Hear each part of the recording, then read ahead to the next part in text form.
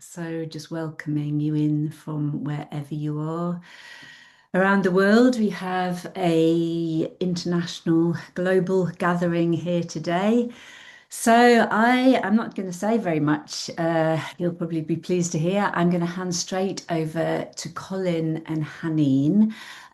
Those of you who don't know them, let's see if I can do you justice, both of you. So, Colin carries a land-based tradition of Botswana and has been working with us at Animate Earth to look at how this kind of indigenous knowledge and wisdom might be translated into a contemporary way that we can all use regardless of where we live in the world. Hanine is an absolutely wonderful land-based artist who really sits at the intersection of using natural materials, creating beauty on the land, and the ritual side of things that Colin brings as well. So they are married, they are a couple, and actually embody these two elements that we're looking at, ritual and beauty making, and how we bring those together as restorative practice and animist art. So, Colin and Hanine, I'm going to hand over straight to you. I hope that did some kind of justice. Possibly not, but go for it. Thank you, Rachel. Um, well, do you want me to start? I think you should start, yes. Thank All you. right. Yeah, well, firstly, greetings to everyone. And looking at all the little rectangles on our screen here, um, it's always it's always an odd thing for me to find myself in these virtual places talking about the kinds of things I talk about. Um, because in a way, we have to proxy the notion of relatedness really under these circumstances. Um, Instead of sitting somewhere out in the wilderness, hopefully, and around a fire or together in the darkness of the night, as people, as creatures among creatures, we find ourselves in this strange virtual space, each cocooned in our separate place somewhere. And in a way, this is I don't want to say quite a symptom of our modernity, but it's a reflection of our modernity, and it's perhaps also a reflection of the manner in which we are losing the commune of what being human means in a visceral, engaged, embodied sense. And this is really, I think, the thing that we are, well, I feel that I'm certainly tasked to begin the process of restoring. And the questions we ask ourselves daily are, well, so in this time here as we sit in this world, in this strangeness and this very rapidly, so rapidly changing, in fact, that we don't even know what has changed until way after it's long changed. What do we do? How do we catch up with ourselves? How do we catch up with the nature of who we are in the context of the world in which we live? So, I mean, I'll just very briefly, I think, say a little bit about who I am. I grew up in Botswana um, at a time just before globalization really hit the Southern African subcontinent. And I was lucky enough to grow up in wilderness among people who had a very, very deep relationship with that place and with all with whom they were in commune. And I say that with a sense of something that for me feels as though we really lost in our modernity. It's kind of very quickly disappeared in the time frame that globalization has been ravaging this part of the world and many others, of course, as well. Um, Most of what I grew up in has gone, and what remains is a kind of barrenness, a relational barrenness. And I think this is really, if I could say it this way, the sickness of our time. Many, many wonderful things are happening and all sorts of extraordinary transformative processes among us humans. But that part that I grew up in, that part that I was lucky enough to experience, is distinctly absent in my experience. Certainly here in Southern Africa and in most other places I've been to the world, with a few very small exceptions that themselves are rapidly disappearing now.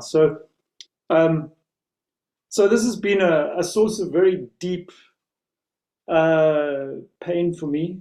I've been really working with how to reconcile this tremendous feeling of loss and the schism between the part of me that existed back in my growing up years and the early part of my adulthood and the part of me that exists in the latter part of my life where I am now. And it feels like there's just a huge gulf between those two.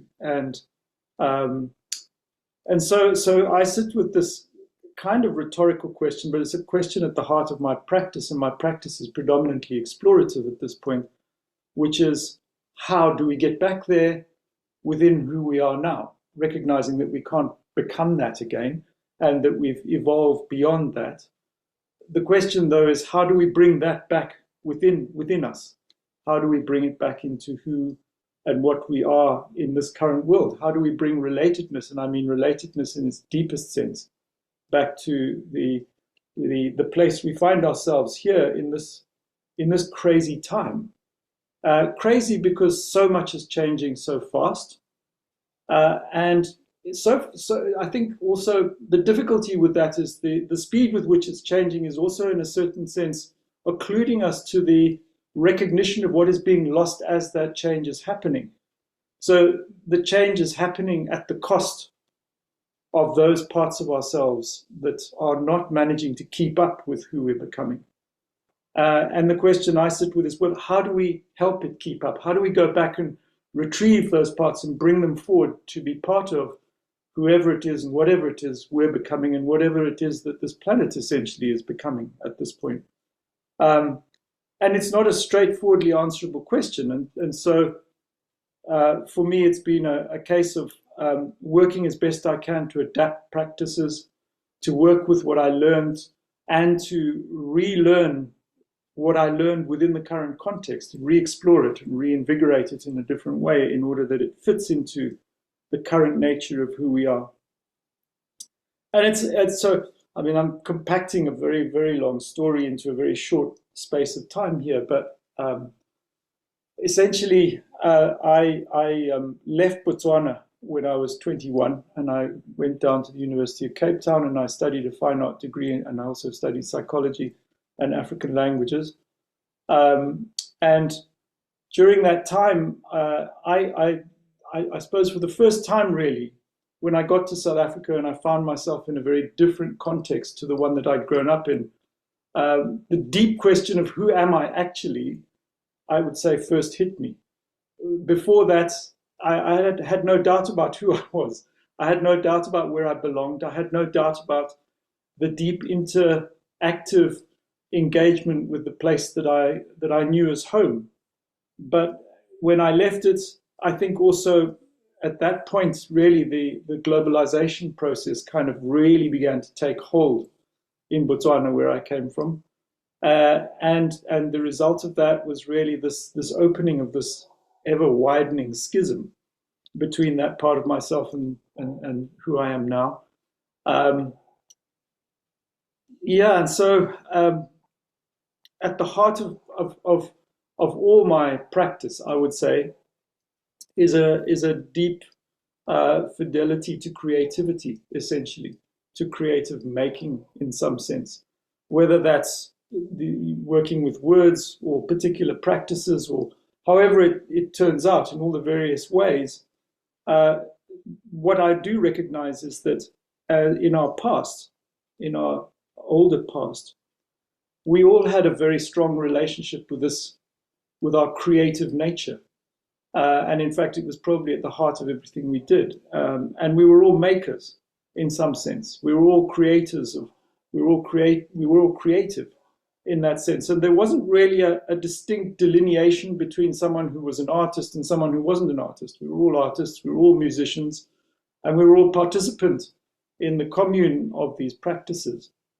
And so part of my exploration has been the question also of how do we, in a sense, if we use an image here, imagining ourselves, the most of us, as people sitting in an auditorium with the few gifted up on stage, under the lights doing the performing, and us muted and silent and pure observers. How do we stand up, get out of our chairs, head up on stage, and become part of the process? Because that's how it would have been at one time. How do we restore essentially our participation in the primary creative process of what being human means in all its different dimensions? And in a sense, that's some of what I've been exploring. And more recently, Hanien and I met about 10 years ago. And she studied at my old art school, the art school that I'd studied some years before her. And there was and I'd had this desire to restore, to come back to somehow reintegrate art practice back into my practice and the various aspects of my practice. And well, it's an ongoing process. But I mean, I think one of the things I want to say at the outset really is that the processes we're engaged in at the moment are an exploration between, an exploration of how we begin to integrate our primary creative nature with our existential nature, in a sense. By existential, in this case, I mean our deeply related nature, the part of us that is inextricably part of absolutely everything. How do we restore something which we barely even recognize anymore when we speak about it? And that's part of the conundrum of the situation. So a lot of what I explored and experienced in my early days, it's extremely difficult to describe now because our visceral experience, our everyday experience, is so exclusive of that part of ourselves. And so finding a language that we can begin to restore that part of ourselves is a conundrum, and it's a difficulty. And it's one of the things that Hanien and I have been exploring, talking about, working with. And at the heart of this is this idea. So this process, we've named it the Rainmaker, essentially.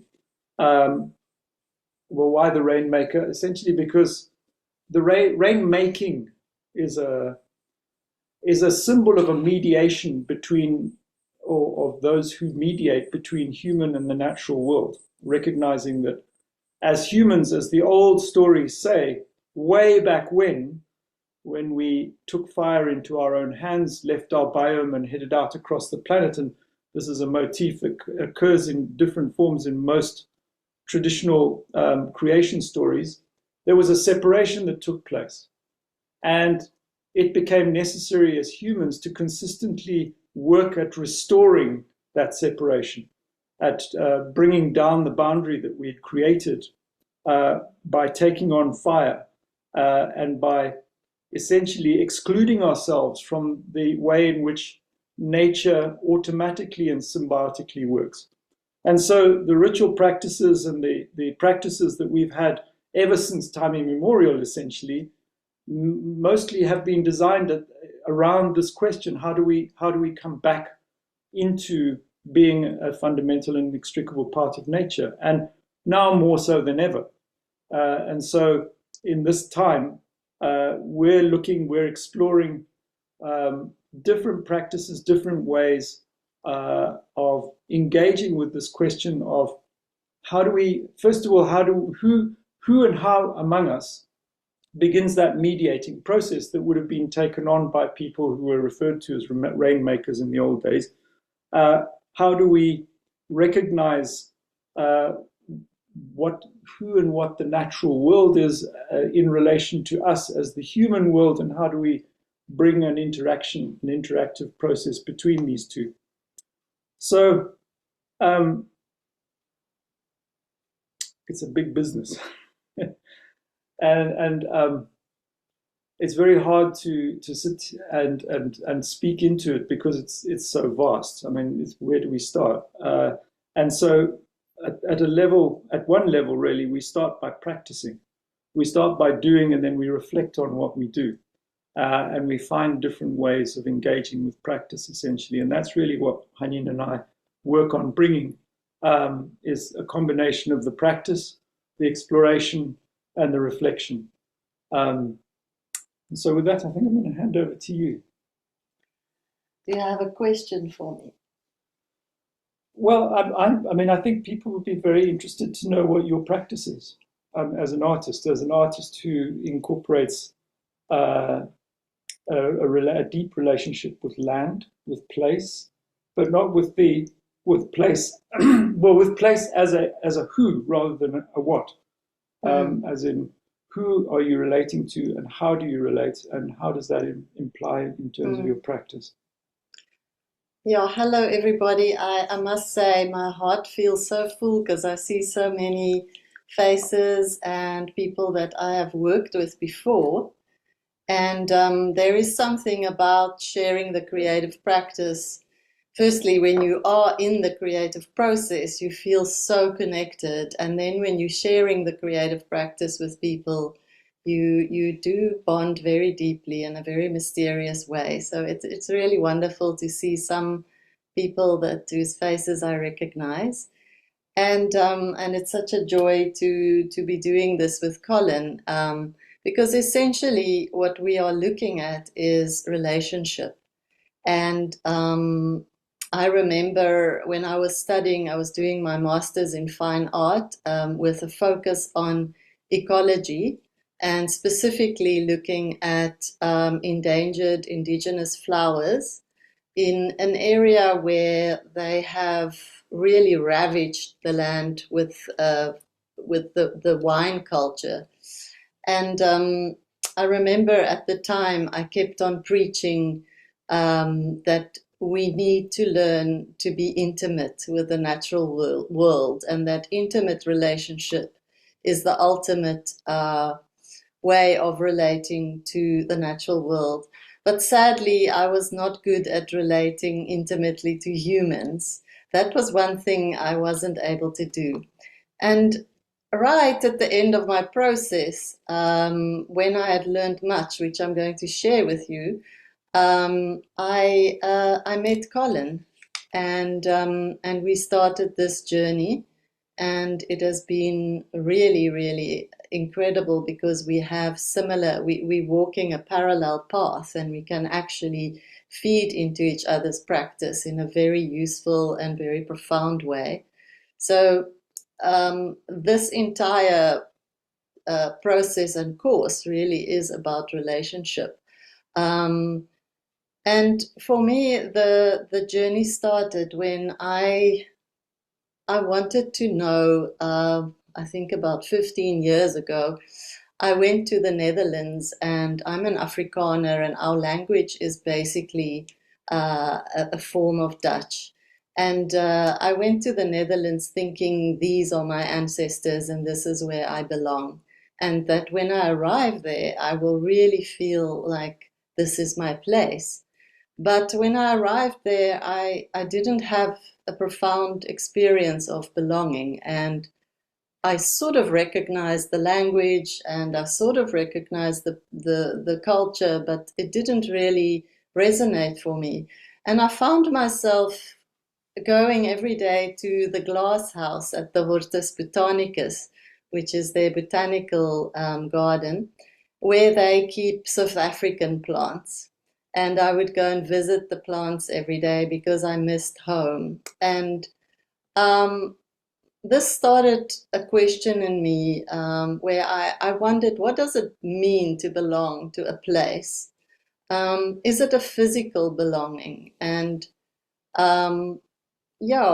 what does it mean to have a sense of belonging in the world? And I think a lot of us in contemporary society, we struggle with this.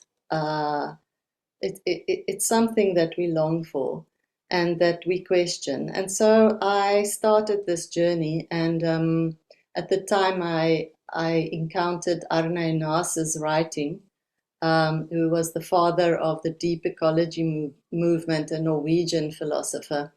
And he wrote about place and belonging, and he had a very special place that he visited over and over again. And he wrote many, many chapters about everything in this place, the little flowers, the insects, everything he encountered. Beautiful pieces of writing about this place that he loved so much. And so I decided that I should also find a place that I have some sort of ancestral connection to and go and spend time there and see what I learn. And my idea was to go to my maternal ancestry, to a farm in the Breda River Valley where they farmed with export grapes, and to go and see if I can find indigenous flowers and plants there that actually belong to the land. And I had this idea I was going to go and speak to them and spend time with them and see what they can teach me about belonging to a place. And I chose the Proteaceae plant family, which is it's a plant family that belonged in southern Africa even before Gondwana land broke up into the three continents. They were present. So you do find this species also in Australia and in South America. So I thought this is the plant. And so I went to this place where my mother grew up, my grandmother farmed, to go and engage with these plants. And when I got there, there was actually nothing left. Of course, it's an agricultural place, and they had destroyed all the indigenous plants there, which was devastating. But the place is still today, it's called Raaswater, which means raging waters or noisy waters, if you like. And this was the signature of this farm, was that it had the sound of the river running through the property. And when I got there, I noticed that it was silent. And I thought, well, let me go and find the river. So I went down to see the river.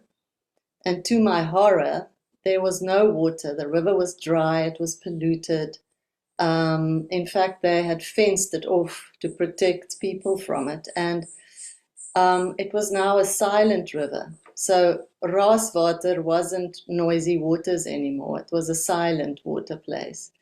And this was very devastating for me because my mother taught me so much about the river there and how she used to play in the river. And the river was almost like a person for me. And so I decided to take some of the clay from this river back to my studio and to converse with it and see what I can learn from the river clay. And that really was the beginning of my journey with working with natural pigments and working with the materials from the actual sites or places that I visit. And I took it to my studio, and one night I decided I was going to do waterfall-like painting with this. I sort of decided up front what I was going to do, just like painters do. You know, I decided I'm going to control this clay, and it's going to do this, and it's going to get its voice back. So I wanted to revoice the river. And I did a process where I didn't really put too much of myself into the painting let me explain it like this. I covered the canvases in the clay, and then I brought the water and I just let the water run over the clay so that the clay can expose its character to me and tell me something. And it didn't do what I expected it to do.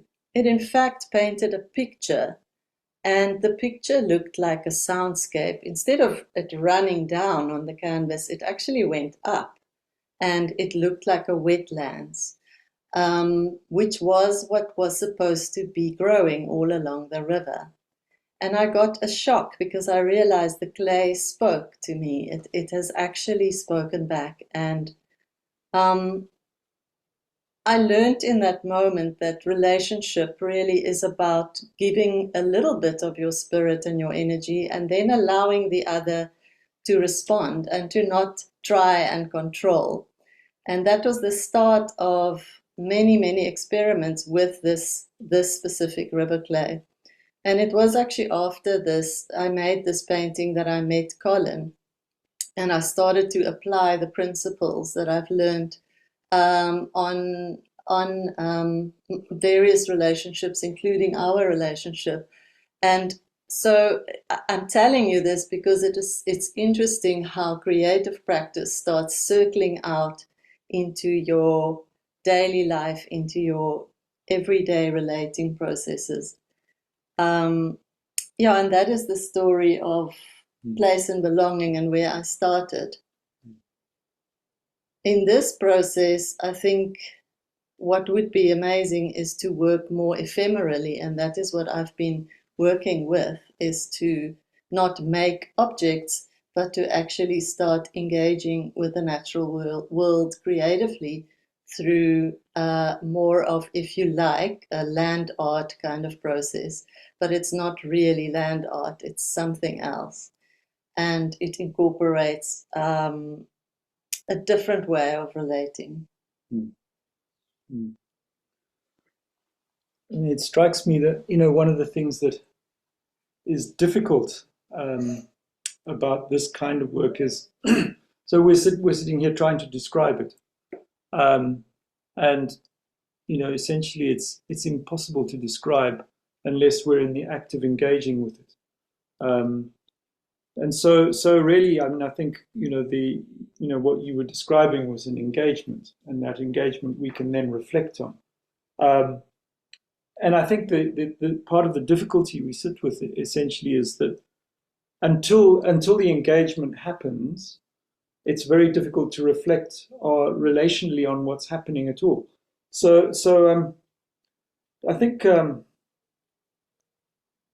number of things were kind of striking me as you were speaking, and there are a whole lot of different angles which were coming into my mind. So in terms of maybe, I mean, because you used the word ephemeral art at some point, and I think it'd be worth maybe saying something a little bit about what that is. For me, the word ephemeral is it's a potent component. It evokes something in me very strongly, because it's a word that I use quite a lot in ritual conditions, because ephemerality implies something that is kind of moving consistently and is sort of there but not there at the same time. And a lot of what we're talking about is exactly that. The relational process involves a lot of paradox, shifting sands, movement, winds, And Can surprise. you say something? Surprise, yeah. Can you say something about that, maybe? Yeah, I want to start by saying one of the things that I've known from, and I think you all probably have known this from very young age, is that when you are creative, you feel connected. It's a very curious thing, but when you really are being creative, you feel connected to whatever you are engaging with, but also to the world and to a bigger. So there's a kind of a spiritual aspect to it that starts happening. And so when you are, I remember the first time I went to a land art convention, and I went to do, and this was right after my academic studies. I went to do land art with a very big group. Actually, the land art series was called Stories of Rain, incidentally. So I went to spend time with them making art, but I have to admit, when I set out, I thought, oh, land art, it's arranging sticks in a circle, and it's for me as an academic, this is not the kind of thing I want to do. But what really I didn't expect was that when I started practicing in the landscape, the connection that I felt to place, and even the ephemeral nature of, let's say, I did pack sticks in a circle, what the environment actually do to those sticks, and what the sticks do, and what happens. I'm reminded of the story of me at our very first Rainmaker course, where I picked up little cones. A tree had these tiny little cones that I picked up and I arranged them in a spiral. And again, my sort of very critical self came in and said, what is this? This is just a decorative thing that I'm doing.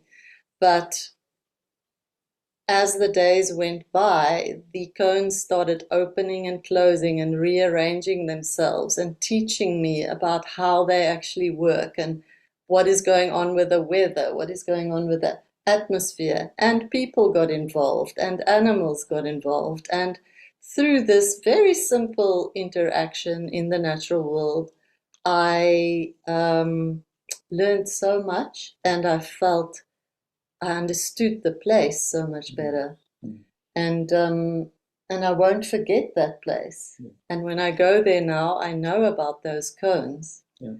And when I returned to the place, my artwork was gone, not to be seen, but its effect has rippled out into my life. It's a very difficult thing to explain. It is. I mean, I think what strikes me obviously is that, in essentially what you're describing is an invoking of relationship or relating. A relating Yes. process is invoked in that. And that's really at the heart of animate relationship, or at least animate ritual practice in animate cultures. Really, what these gestures are, which we might refer to as rituals, essentially are a way of invoking a relational process which ensues thereafter. And to some extent, that process is predictable. One can say, well, if you invoke in this way, this is what you're likely to invoke. But to a very large extent, it's also totally unpredictable because it's a relational process, an emergent relating. And so we don't know what's going to happen. And as we sit here trying to describe that, we're in a sense trying to configure the unknown into some sort of way of making sense and saying, well, this is what we're talking about, actually. If we were all out there and we were engaging and these processes were unfurling and an emergence was taking place, we'd be able to reflect on that. And the act of reflecting is part of the relational process, essentially. Yeah.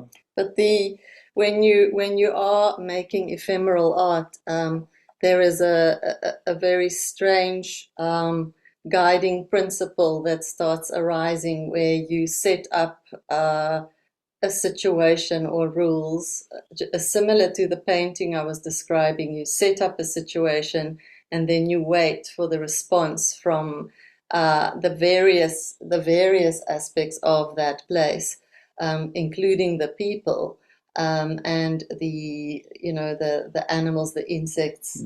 And then there is a response, and I can honestly say that I have always been surprised. It is as if you enter a different way of thinking.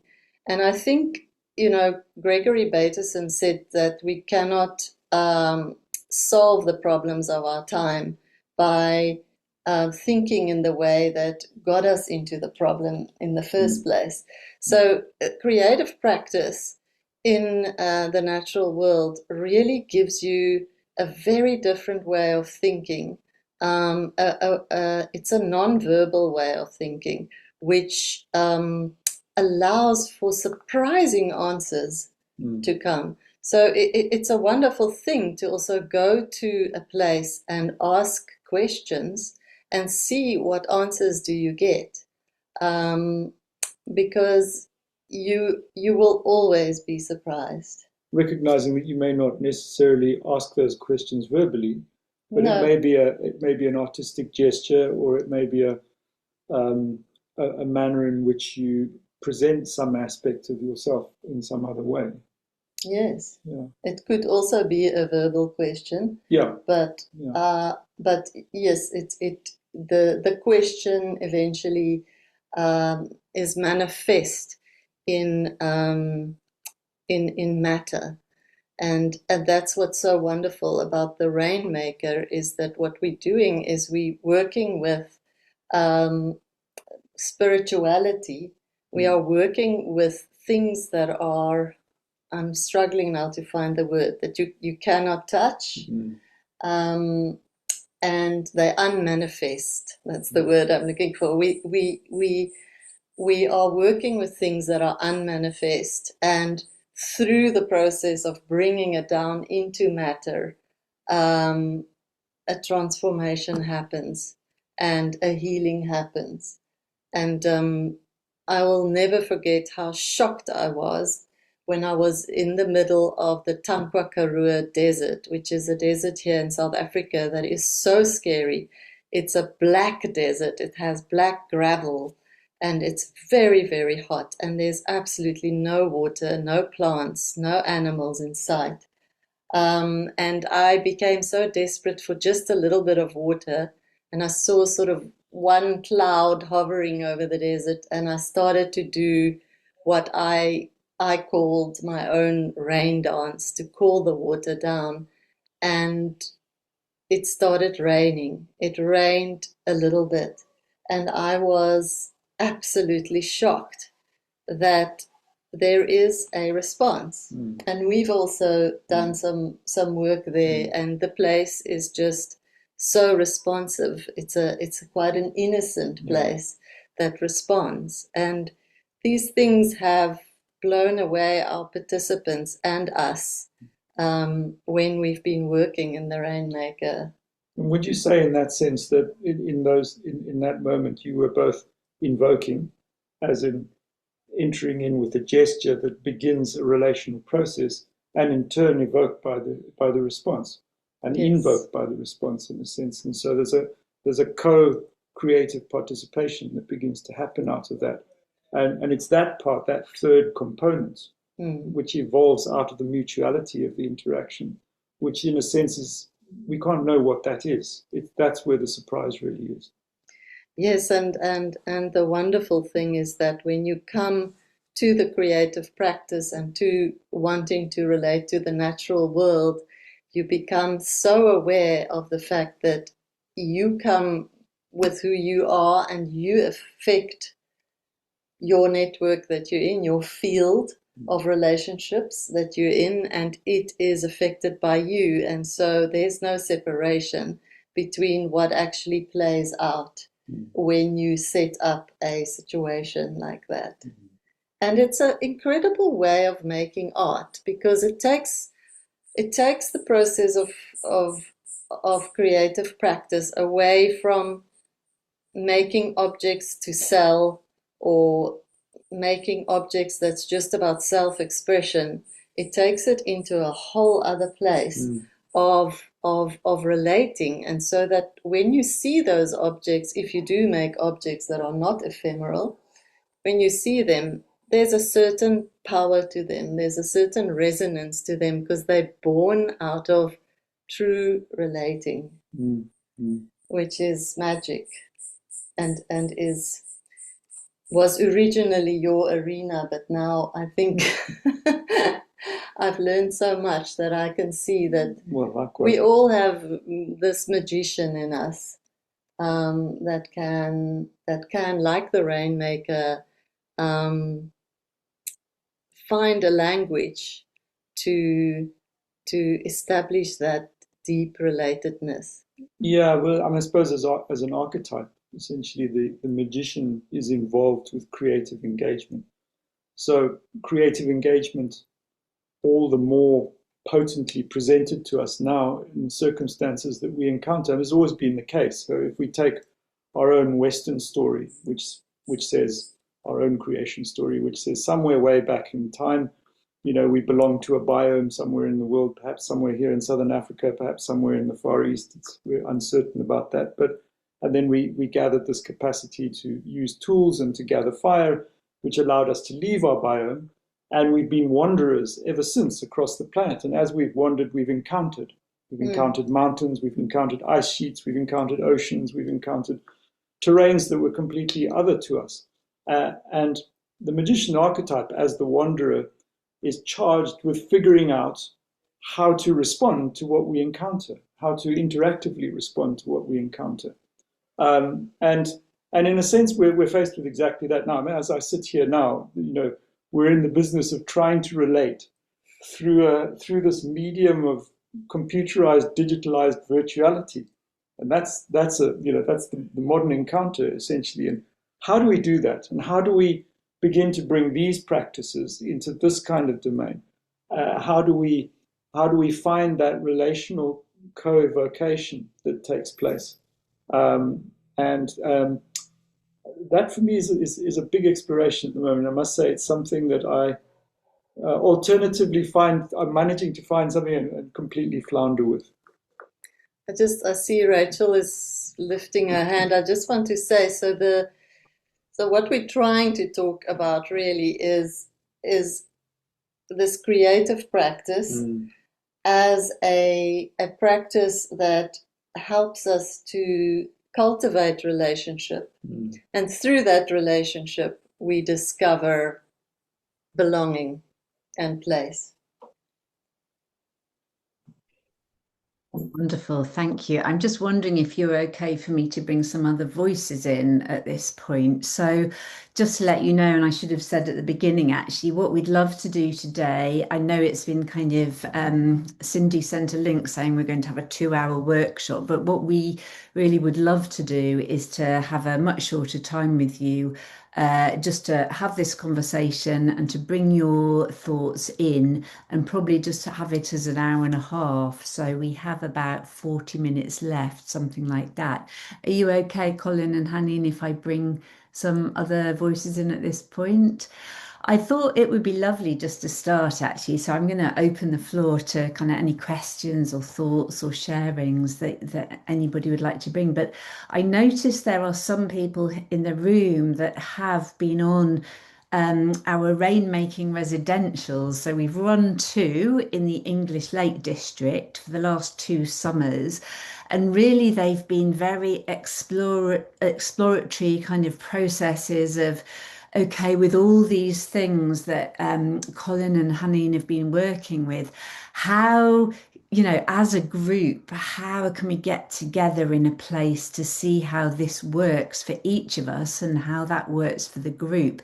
Some of you are in the room, and I just wondered if any of you would like to share just an essence of something that came up for you, or yeah, something that you've taken away from those processes that might be able to just give some examples of what we're talking about here, because we've said how difficult it is to kind of explain. But would any of you be willing just to kind of say a few words about that? If you just put your kind of hands up electronically.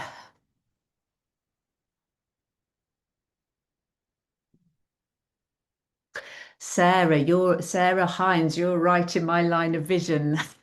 And I can see you smiling as though you're thinking about it. Would you be up for saying a few words? Hold on. Hello. Yes, perfect. Thank you. It was prodding me, saying, "Go on." Can you hear me?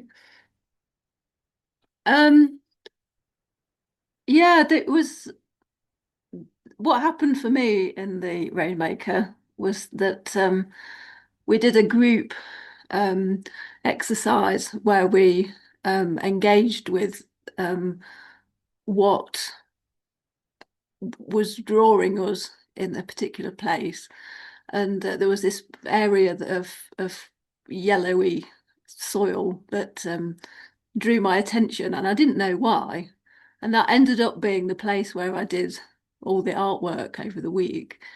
And that yellowy soil was the kind of a spring, and I only discovered it was a spring by doing the artwork. I didn't know that was the case, and the relationship with the spring, and I kind of created artwork in response over days with that.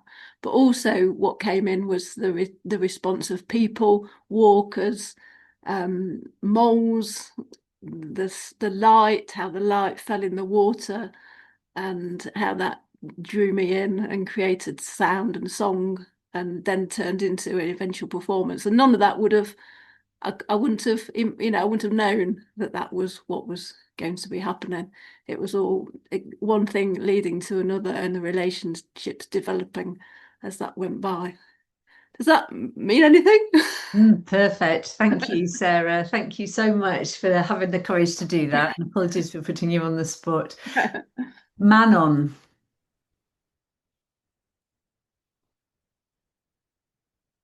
Hi. Thank you, Sarah. You gave me the courage to say something as well. Can you hear me all right? Because I'm using a new computer. Thanks. Well, I really resonate with the element of surprise.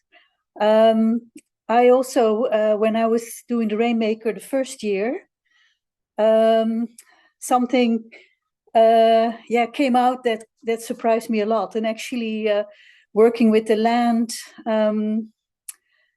Getting pieces of wood and stone and leaves together, there was like a presence came out of the land. And with this presence, in my case, it was a dragon. And I'd never been really looking into that road of dragons, or for me, it was kind of a place I didn't necessarily want to go. But it was an incredibly strong voice that came out of the land, and which helped me to get a kind of a new perspective on things that I felt I was a little stuck in. So I had I wouldn't consider myself an artist, but I really long to be an artist, and so the creativity and the creative process was very it was kind of healing old wounds in me, like being afraid to create and being afraid to let things emerge. And so it was a very healing process. I heard Colin and Hanien also talking about the healing. And so I also really feel that when we come from a human perspective, we lack a lot of insight when we only come from a human perspective. So I felt I got a new perspective and I could heal something inside myself. And I think it also was a message that was larger than my own story. So I felt very grateful for the invitation and the safety to do that. Yeah. Brilliant. Thank you. Thank you, Manon. That's brilliant. Joanna. Hi, everybody. I would say that my experience was similar in ways to Manon's. So for the past 2 years, I've come on the residential Rainmaker retreat, and I'm a visual artist, and I've been working for about 25 years as a professional artist and making bodies of work that exhibit within the systems of the gallery world. But my thinking and ways of wanting to make work has been shifting over the years, and the Rainmaker residency has been like absolutely like this way of blowing open and finding a way to engage creatively for myself in a way that feels pure and authentic and quite different from my work as turning up every day in the studio to make work. So I felt that the days and time that we had together, which were open and slow and very much about building a conversation with the land and its beings and with each other, really cultivated or like Manon said, gave us a safe space to fall into being creative in a really authentic way. So I would say there was the purity and the authenticity of just like Colin speaks, that we are all artists and it is in us, and it kind of for me stripped away some of the kind of built up structure and baggage that I've worked with as an artist. So also gave me a safe space to explore putting myself into an artwork, if you like, and using my voice and using my presence and connecting with people. And so that was the work that I was doing on the 2 residencies. And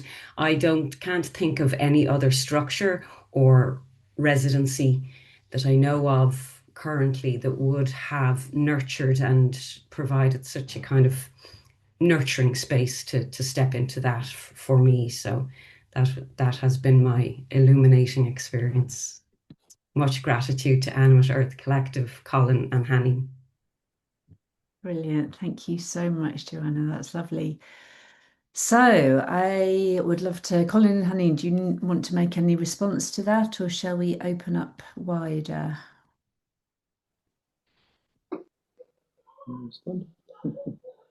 No, I'm just very touched to hear everyone's stories, and like with ritual, I've done quite a few rituals with Colin that aren't necessarily artistic rituals, but they keep working on you, and many years later you find yourself still reflecting back to that moment of the ritual and seeing the changes in yourself. And so I'm just really happy to hear the three reflections, and that it's still carrying on to work, and it's still alive. It's alive. I mean, we use this word ritual quite a bit, and I mean, there are lots of different definitions of what ritual is essentially. But I mean, one of the core aspects of ritual is repetition. You do something in a certain way, and you do it again and again and again and again. And at the heart of relatedness is repetition. You know, just in the outset, that we turn up again and again and again and again in a relating process, and the extent to which we don't turn up, there's a breakdown in relating. So again, you know, within these practices, it's about finding those core components of the relating process, which involve repetition, going back to a particular place again and again and again and again and again, and re-performing gestures again and again, and recognizing that the same comes back, that there's a repetitive interaction that comes back. And one thing I can say, in all the years of interacting with the natural world, there is never not a response. There is always a response. The question of whether we recognize it or not is a more tricky one. And so essentially, part of this work is sensitizing ourselves to identify the response, because there is a tendency, I think, particularly in a profoundly audiovisual age, of one perhaps assuming or hoping that when we go in there we're going to hear something or we're going to see something. There are so many different ways in which response comes, and developing or expanding the capacity, the sensitivities within us to recognizing different kinds and different forms of response is really a big part of this process. Can I jump in there with an example as well then? So the first time we were together in the Lake District exploring this practice, I'll always remember Colin Campbell arriving. We were on about day 4, and because we're all making together, you know, we all go off to our places to make together. I remember Colin arriving back at our central gathering place, absolutely filled with excitement. And he had been building this beautiful kind of out of stones, this beautiful, I don't even know what to call it, almost like a snake that came from the entangled roots of a tree on the banks of the lake that we were working around, down to the water. And as he was filming it, so sometimes we bring in kind of filming the piece of art, you know, just to kind of finish it, or to as part of that art making, he had filmed it. And just as he'd got to the point where the stones met the water, suddenly there was a response from the lake. And you could hear on the video, you could hear this wind, and the waves suddenly kind of erupted onto what Colin had made, and just the excitement of this very, very obvious response. I think, you know, this is Colin, who kind of has been doing this work for all of his life. To be quite so excited was something, I thought. So yes, response is really interesting. I think one of the things that shocked me most about that was that it was the act of filming it that invoked the response. I was tentatively filming it because, up until relatively recently, cameras and film and any form of recording device have been strictly forbidden from anywhere near any kind of ritual work that I do. But in this case, we'd agreed between Rachel, Hanien, and myself that we were going to bring this capacity to record and video if need be. And so I was experimenting with it, and I'd created this work, and it was inspired really by the roots of the tree seemed to move down to the edge of the water, and where they hit the water, the reflection of the branches took the roots on into the water as reflections. So there was this sense of this transit between the roots and their sort of multiplicity going across the ground, and then the reflections of the branches in the water. So all I did was I collected stones and I emphasized the roots, and emphasized the point at which they joined and merged into the reflected shadows. So, and I created this whole thing. I stood back and I thought, well, that's great. Now what?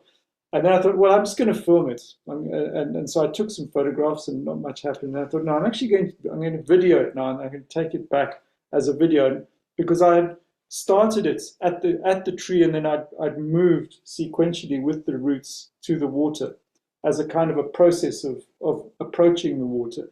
So I filmed it in that way. And as I moved, as Rachel says, at that point where it met the water, where the filming met the water, something happened. There was an invoking that took place in that moment. That's something in the witnessing and the creation of that interaction with the filming. Something was invoked by that, and my profound excitement was that I'd never believed that a video camera would be something that might be a ritualistic invoking tool. and the interesting thing was that this happened in a lot of different people's experience. So, that not much would happen until the moment where they actually filmed it. And at the moment where they filmed it, something happened, something profound happened.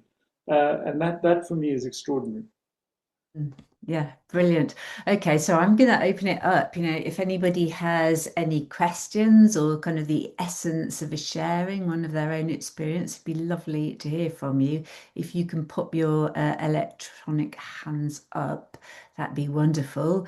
Just while you're doing that and thinking if there's anything you'd like to share, I'd just love to touch on this idea of offering then, kind of, so using these ways. So we're building relationship, we're kind of offering ourselves as mediators somehow. We're trying to reawaken this archetype of the magician, the rainmaker within ourselves.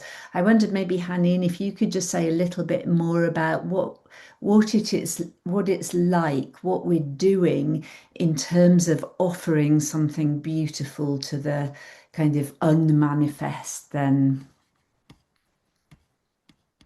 Yes, I think when we are communing with the natural world, it has somehow become our tendency as humans to think about what can we get out of the experience, what will we get out of the experience, instead of what can we give. And I think there's a lot that happens when we are working. I'm just thinking about the people who spoke tonight about their experiences, Sarah and Joanna. There is a lot that happens when you start committing to a place and wanting to offer, assist, restore. There's a lot that happens, but in the end, what truly happens is it becomes a relationship. It becomes an exchange, and we were speaking about that earlier today. Won't you expand a little bit more on what we were saying about that? Well, as you're speaking, I'm kind of thinking, one of the things that essentially everyone, and using Thomas Berry's notion that the universe is a communion of subjects rather than a collection of objects, everyone, which is the entirety of the universe, needs attention, and needs attention of the other. whoever the other might be. The stars need to be seen, the sun needs to be seen, the flowers need to be seen, the bees, etc. So offering at its primary level in a relational sense is the offering of attention. I am offering you attention. I see you, I hear you, I feel you, I experience you. And then there's a response to that in that I am also seen, I am also heard. And that reciprocity in essentially is for me at the heart of offering. What we offer is our attention, what we receive is attention. And what emerges out of this interface of attention essentially is relationship. And relationship is the cohering medium within which creation happens in all its variety. So essentially, when we go into these processes, the first thing we're offering is attending. We're going to a place, for example. We're going to a tree or a lake or and we're offering the fact that we're interacting with it, and in turn we receive interaction. And I think again, kind of coming out of what you were saying there just now, Hanien, there's this sense, I think, among us humans, we become quite retractive. There's a retraction between ourselves and the rest of the natural world, essentially, each kind of pulling back. But what I notice when I go into the natural world, and I think most people would attest to this, is that the natural world wants to be noticed. It actually wants to be noticed. It seeks, in the same way that I want to be noticed, because in a certain sense, our survival depends on that. We don't survive if we're not noticed. And so this relational invoking of co-noticing, if you want to call it that, yes, I think is at the absolute heart of this process. And it's truly humbling when you are noticed back, because we don't feel we deserve it. We don't feel that we didn't come to receive. We came to offer. And then we receive something back, and it is incredibly humbling and, a very beautiful thing, which is, once again, very difficult to talk about and to describe. One has to actually experience it. Just to say from my perspective, so I kind of I'm holding space, and what I noticed for myself was the first time I said, okay, I'm going to go out onto the land and make something, and it's got to be quite near the house, because I need to be here to hold the space. And I just went out and did the simplest thing, which was I found petals just lying in the middle of a tarmac road. And I just arranged these petals up the side of the road. And the more I did it, the further I wanted to go and the more elaborate it became. And, in the end, I ended up taking a long film along this row of petals that had all kinds of things along it. And it suddenly occurred to me during this that there was something about the fact that I'd used it as at the edge. There was something about the fact it was an edge place, and it really brought up my own kind of questions that I was carrying at that time about an edge and who was I, and I was an edge walk and all this kind of stuff. So just a personal thing there, just to give the example of how this kind of work immediately brings up the kind of tension that you're carrying in that time that you don't actually realize until you start this creative process. And I just found it, as someone who, I don't consider myself an artist, but I was just blown away by this thing that came up immediately that would have taken me years if I'd gone to therapy to kind of even notice was an issue. So yes, it's an incredibly deep, transformative process for yourself, as well as the kind of relationality with and the belonging of the place that you're in. So, yes. Yeah, sometimes what we've found in these processes is that the things people are dealing with within themselves are so big and so scary but because you're working with picking up sticks and making an object and manifesting it in matter, it becomes less scary and it becomes manageable, and it becomes in some cases visual or audio, so that you can actually relate to it, you can look at it. And so it really is an incredible way of working with whatever is in the field. I just realized as we were talking that, because Manon mentioned her dragon, that the place where she made her dragon has been the place where people, that area and the field across from it, people have twice in the 2 years made dragons in those areas. So there must be something in that place that carries something dragonish. And the people who are working with dragon, who needs to work with dragon issues, they end up there and they make their dragon pieces there, which is really, really so curious and so interesting. Yeah, for sure. Would anybody like to share or ask any question? We have about, let's have a look. We have about 20 minutes left, and we'd love to leave you with some homework. Not that it's strict homework, but with suggestions of things to go on and do if you're interested. But before we do that, Stella. Hi, everyone. This is so wonderful. I feel very moved by all that you're speaking about. It sounds like the residential course is wonderful, and I'd love to do that. So I'm just curious, two things: if you are having a residential course this year anywhere in the world, and then the other question is if you could just speak into how this course works. So, how much time is I know it's probably not like 4 hours a week or whatever, but just roughly, what's the idea?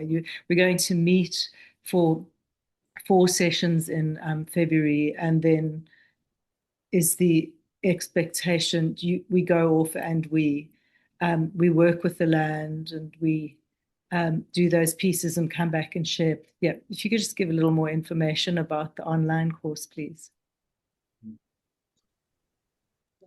I think that's a very important question you're asking, because there's a lot that we could say in response to that. I mean, one of the things that I kind of want to kind of touch on here is this idea of displacement and replacement. So I feel that one of the conditions of what we sit with in the world now is displacement, in the sense that we are displaced. We're displaced as a humanity, we're displaced as individuals to a large extent, and there's a hunger in ourselves to be replaced. When we might call that belonging, we might call that integration, we might call that whatever. But essentially, I think this work is about replacing ourselves. So, for example, if we're talking from an ancestral tradition point of view, there's this idea within an ancestral tradition that you place yourself within the context, within the matrix of your ancestry. And in that placing, there is a way in which the potency of the ancestral capacities within ourselves are invoked, are brought to life, are made functional, essentially. And the breakdown of that sense of relatedness within the ancestral matrix is really what causes displacement. I think the potential potency of working online here is that we remain where we are. We don't get on an airplane and fly somewhere else to do something and then return to our place. We stay in place. And in a sense, our hope is that the practices that we bring within this context are going to focus really on placing ourselves where we are. So really engaging with the nature of place where we are. And this is new. I mean, we haven't done this online before, but it's something that has really struck me. And, where we come together in these different places way away for most of us from where we live and the places that we would normally find ourselves. And then we return there, and there's that sense of, okay, but how does what happened in the capsule of where I was then apply to where I am and the replacing of who I am within the context of where I am. And I think it's one of the reasons actually we really want to do this online thing, is because we don't have to go anywhere. We're going to do it in place. And I think really, I suppose the engagement, the amount of engagement, the time put into it is it's going to be to a large extent up to each individual. The more we put in to relationship, the stronger relationship grows, the faster it evolves, the more invoking happens. And of course, but always, it's always the juggle of, how do we work within the craziness of a busy world and a busy life, and yet, relationship demands presence. How do we find that critical point of saying, I can give this much presence and still manage to cope with the rest of what my life asks of me? But I think that it can be relatively small. I mean, what I've found also is that one of the surprising things about this work is that, as Rachel was kind of touching on earlier, the gesture, the initial gesture of relating can be very, very small. It can be a small thing that you go out and you do, and it takes you 5 minutes, and it can have monumental impact over time. So it's very difficult to say, well, if you do it 5 hours a week, you're going to get monumental result. You might only do 4 or 5 minutes a day over a course of a week and have very big results. It's an exploration, really. And how much time we put in is part of that exploration. What happens when I put more time in? What happens when my gestures take longer or shorter? What is the result of these things? And that's part of the exploration. We would be gathering, and Rachel, maybe you can say a bit more about the specific structures of our gathering, 4 times in the course of the month for a couple of hours at a time. And it's also as we go to see what's asked of us, in a sense, because much of this work, I keep re-emphasizing this to myself, is, this is new territory. We may be bringing old things that are deeply part of our human history back into the context that we are now. But the context is unprecedented. And so we don't know how things are going to respond. And even more so when we work on a virtual environment and we come together in this virtuality from having been disparately in our specific places. I think it's quite exciting because I have no idea how it's going to emerge. But I think this is what we're called to in this time. We're really called to asking questions about just about everything. How much time do we give? What does it ask of me? What is required of me in this? And so I would be cautious about being too prescriptive at the outset about that, other than saying, we're going to meet 4 times and we're going to suggest frameworks of interaction, but they're suggestions, they're invitations. And from that, hopefully an emergent process will come. Yeah, my hope is that in the 4 weeks that we meet, that we will create a kind of a foundation that will help you to set up certain practices that's also very unique to yourself.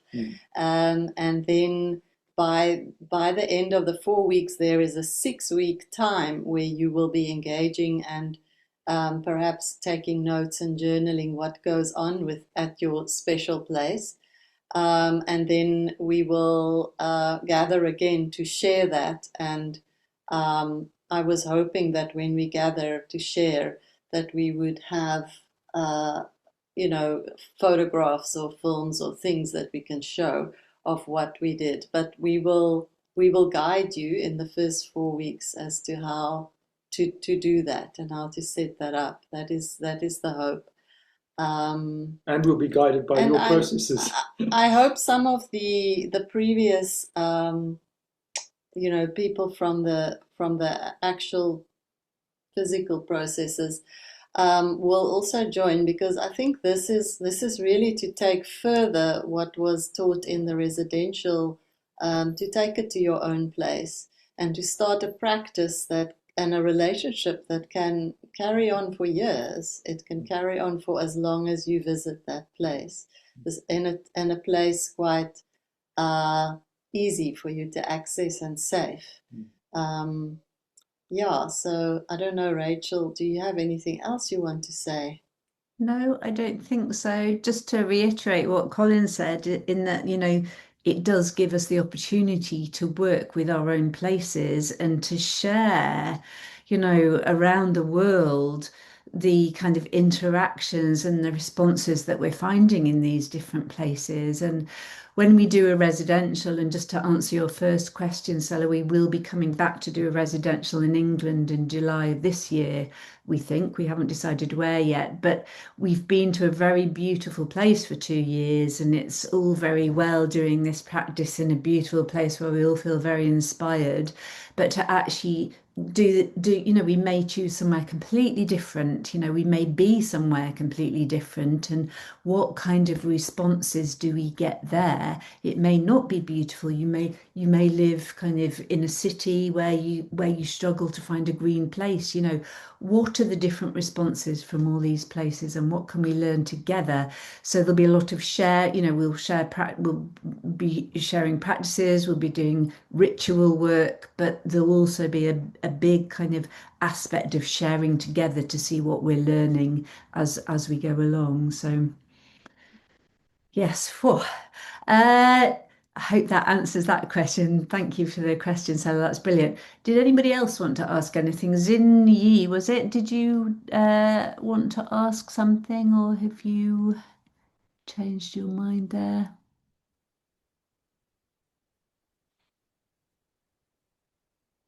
Okay.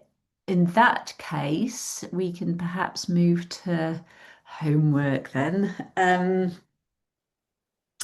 So, for those of us who are continuing, and there are some of us here that will be coming into the kind of process, and for those who are not, what we would love you, or what we invite you to do anyway, and Colin and Hanien, I'm sure you can say a little bit more of this, is to find yourself a place.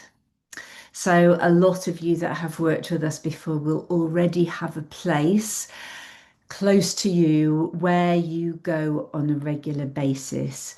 It can be called a sit spot or a Gaia place, but somewhere that you can go regularly, somewhere that you can go simply to be in relationship. So you're not going with any particular question, you are visiting to be in relationship with that place. And what we'd like you to do, for those of you who are coming back in a little while to continue this process, and for those of you anyway, is to start building and looking at the narrative, the story of that place. And also to be looking at yourself, your own story in relationship with that place, and to track some of the ideas, the images, the dreams that come up for you whilst you are in this relationship, because these will be the material, the stories with which we start our work. So, Colin and Hanien, I don't know whether you want to say any more about that, but it's really just to begin the relationship with a place near you, so we have something to build on when we come back together. And for those of you who aren't joining us again for this, then it's a beautiful practice to be doing anyway, because it does bring you into relationship with the place that you are. So Colin, Hanien, any more to say about that? I mean, there's lots we could say, but Yep. saying that in the process itself. I think the main thing really is that, relationship being at the heart of this, the question we sit within ourselves is what constitutes relationship? What tends relationship? What creates relatedness? What grows relationship? And so we can look at things like consistency, for example, and that's where I come back to this thing of return. It's like the extent to which I turn up and turn up and turn up and turn up, something begins to happen. A relatedness inevitably comes out of that. So if we choose, for the time being, let's say a place, and we return to it, and we consistently return to it over a period of time, things start happening. And that in itself is a practice. Just the fact that I'm turning up, just the fact that I'm there and I'm present. And then once I'm there, what are the other components? How do I cultivate vulnerability, recognizing that relationship is in a sense an interporosity. It's a movement between, and for that movement between to happen, for that interpouring within each other to take place, we're tasked with bringing down the defenses. We're tasked with creating a sense of accessibility. I can become accessible. So, how do I create vulnerability? And that, of course, feels like vulnerability. So vulnerability is a key component. So we can start to look at some of these primary components of what make relationship possible, and actually start, as part of that practice, cultivating those. What does it mean to go to a place and cultivate vulnerability? Well, the first thing I'm going to do is I'm not going to distract myself. I'm not going to take my cell phone there, and I'm not going to, be using it as an opportunity to read my book or to, meditate, within myself. I'm going to try and practice presence. Presence means I'm here, and I'm fully available to the interaction. So this is in a way how the practice begins to emerge. It begins to gather itself. And what begins to evolve out of that is what I might refer to as the patina of relationship. Over time, there's a luster that starts to happen. There's something that starts to emerge, and we could call that the deepening of relationship. So the invitation is really that, to begin by committing to yourself that you're going to return, and you're going to return, and you're going to return. The increment of time is perhaps less important. You might say, well, I'm just going to a place for 5 minutes every single day. Or, for the next 25 days, I'm going to go every single day for 5 minutes to this particular place. That in itself is a profound engagement. It's an enormous engagement. It's going to be up to you to kind of decide what the parameters of your engagement are. But the more we invest in relating, the more relationship grows, and the more the boundaries between self and other dissolve. And initially that can at times be quite overwhelming. We're not used to the level of interaction that starts taking place, particularly if we're working with the natural world. We tend to have quite because of the nature of how our relationship as Western people has evolved in relation to the natural world, we've got quite a guarded way in which we approach the natural world. We tend to take all the accoutrements of our modern experience into the natural world with us, our thick jackets and our sleeping bags. And in a sense, we render ourselves impervious to the relating that can happen there. So the question of what can I discard of those things that I would take to in a sense, render myself impervious to being accessed in the relational process. That becomes part of the exploration. I just want to talk also about the meeting of the place, because just like with relationship, we have, let's talk about people, we have certain people that we immediately feel drawn to. And in a similar way, when you go and to find your place, you don't need to think about it too much. You just need to feel what draws me, and it doesn't have to make sense. And what we sometimes find is that, I found that for myself as well, is that you're drawn to a certain place, you go there, you start sitting there, and you realize that it doesn't work, it's not the right place. And that's what these 2 weeks are for, is for you to find the place that you feel you would like to relate to. And you might hit it the first time when you find a place, or you might sit there for a few days and decide, actually, I need to just shift a little bit down the river, or I need to sit somewhere else because there are too many people coming past, or whatever the story is. So it is really about a kind of a eros with the place, because you have to feel it draws you, and you don't really know why.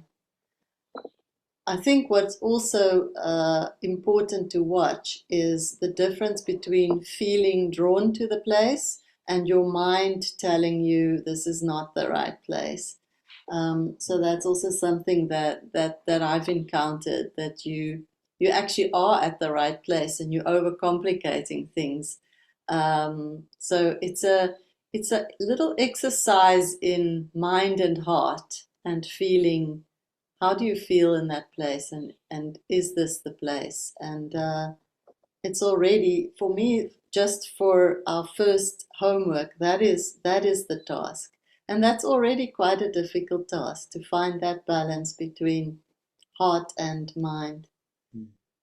And maybe the commitments of how many times you're going to go and so on, we can start that when the process starts.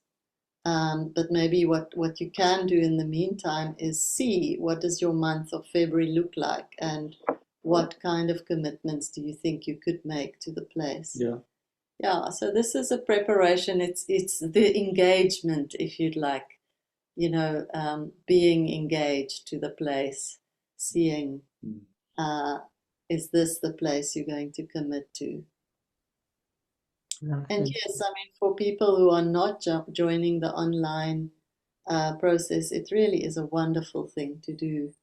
And as Colin described it, we've had clients that have had the most magical experiences, from going to the most uninspiring places, that then turns into a magical place because of what happens there, because of the attention. So experiment with it, explore it. You never know. Wonderful. Thank you so much, Hanien and Colin. Thank you so much for all of you joining us, and also those looking at the recording. We really hope to see some of you, or we know we'll see some of you in a little while. And if you feel inspired to join us, then please do. You're completely welcome. So with that, I guess it's goodbye for now. And yeah, enjoy the rest of your day or evening, wherever you are. And we'll look forward to seeing you either for this or something else really soon. So goodbye from us, Animate Earth. Take care and lots of love.